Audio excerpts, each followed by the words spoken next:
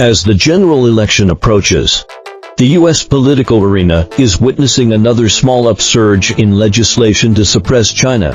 Presidential candidates from the Democratic Party and the Republican Party are competing to show tough measures against China.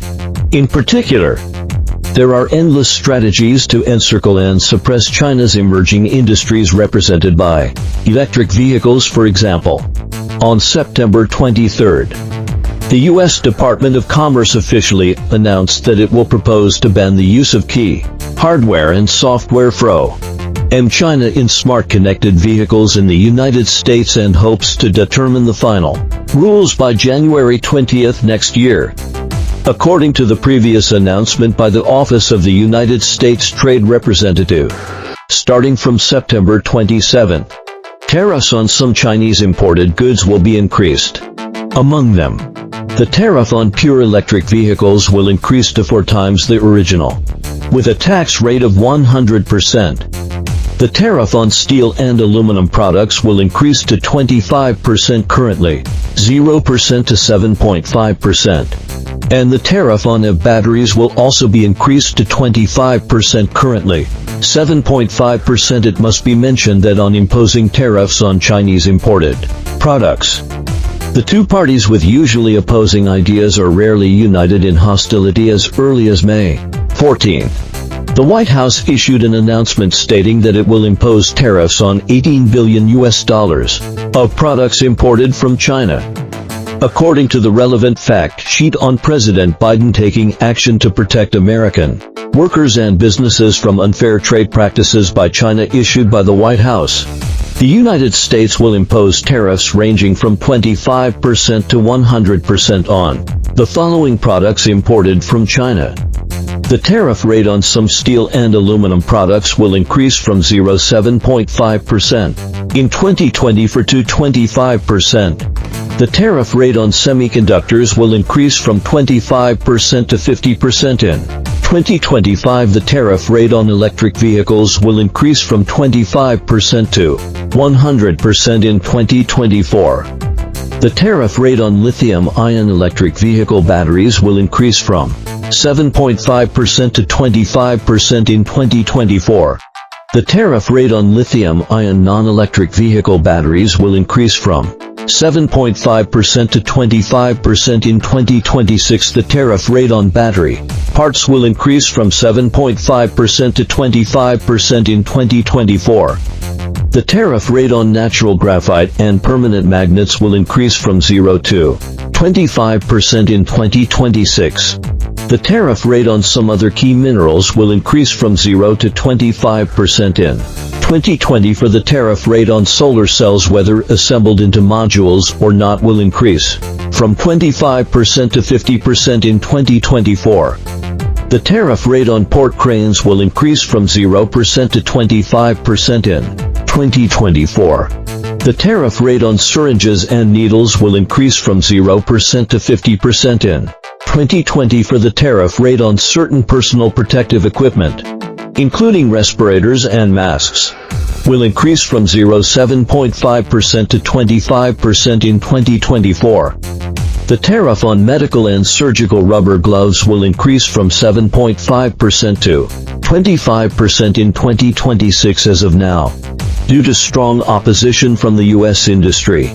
Some commodities such as port cranes have had to be included in the list of measures to be postponed for implementation later, while others are being gradually advanced, seeing the Biden administration being so bold and resolute. How could the always aggressive Trump be willing to admit defeat?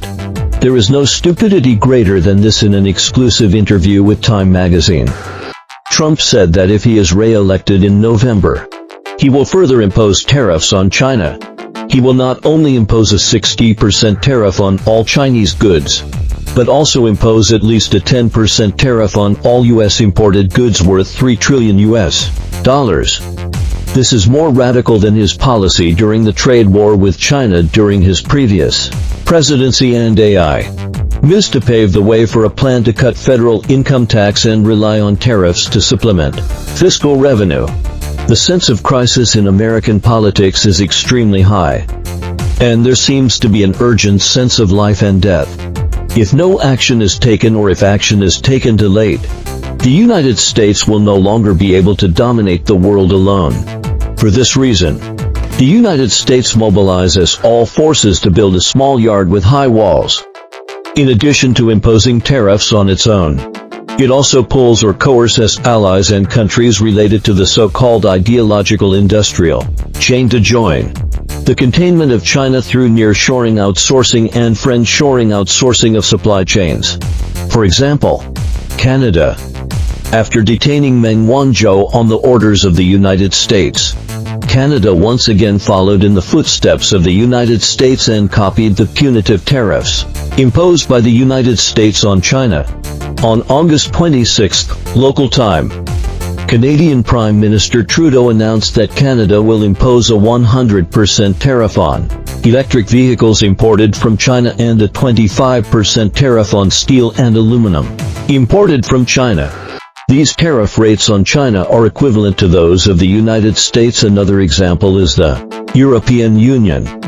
Shortly after the White House announced a new round of tariff increases in May, the European Commission announced on June 12 that the European Union will temporarily increase the import tariff on Chinese electric vehicles from July 4. Of course, later, under pressure from enterprises and the market, the relevant tax rates were lowered again. It can be said that after the encirclement and suppression of Huawei, a new round of strategic games to strangle China's electric vehicle and new energy industries is unfolding. Politicians fight fiercely, while the people pay the bill since Trump provoked the Sino-US trade war under the guise of so-called fair trade and balancing the Sino-US trade deficit. The United States has continuously brandished the big stick of sanctions around the world. And just like taking drugs, it becomes more and more addicted and wields it more and more vigorously. It wants to sanction and knock anyone it doesn't like. In fact, a trade war is always a double-edged sword, and it is impossible to only hurt the other side without affecting oneself. Yes, Trump's trade war plus Biden's technology blockade have indeed brought many difficulties to the Chinese economy. However, most of the tariffs imposed by Trump are passed on to American consumers and are digested and absorbed by American enterprises and people. As U.S. Vice President Harris said at a campaign rally in North Carolina on September 16, Trump's import tariffs are Trump taxes on the American people. And in the debate with Trump, Biden also fiercely attacked Trump's tariff policy, saying that Trump's tariff increases cost every American family an extra $2,500 a year. It is worth mentioning that a recent analysis by the Peterson Institute for International Economics found that if Trump is elected and imposes a 10% tariff on all goods and a 10% tariff on China, the annual expenditure of a typical family in the middle of the income distribution will increase by about $1,700. An analysis by the right-leaning American Action Forum estimates that a 10% tariff could cost each American family up to $2,350 in additional cost per year. A 60% tariff on Chinese goods would increase U.S. household costs by another $1,950, whether it is a 25% tariff or a 60% tariff. It shows that the U.S. market needs these products. Otherwise, Trump and Biden would have decoupled and cut off the supply chain long ago. It's easy to talk big. The reality is that no matter whether it is Trump or Biden, after uttering harsh words and serving as the President of the United States for a while, they will find that the United States is really too dependent on Chinese products and resources. Immediate decoupling and severing of the supply chain will kill the United States. Yes, for China's export-oriented enterprises, decoupling and severing the supply chain will make life very difficult for a period of time. But in the U.S. market, there may be no goods for half of the commodities.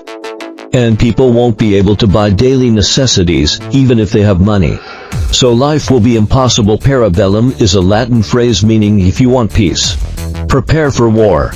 Recently, American politicians often quote this famous saying, as if they are the innocent peace lovers and they have to provoke wars reluctantly for the sake of peace. A typical case is the assassination of Hamas leader Ismail Haniyeh during his visit to Tehran, to prevent Iran from retaliating against Israel.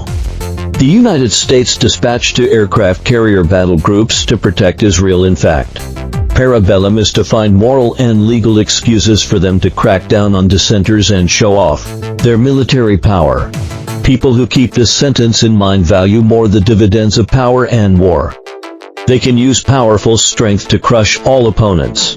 This is the jungle law that Western countries have firmly believed in and tried repeatedly for hundreds of years. The United States and the West blatantly engage in double standards and use all means to crack down on China and undermine the globalized trading system.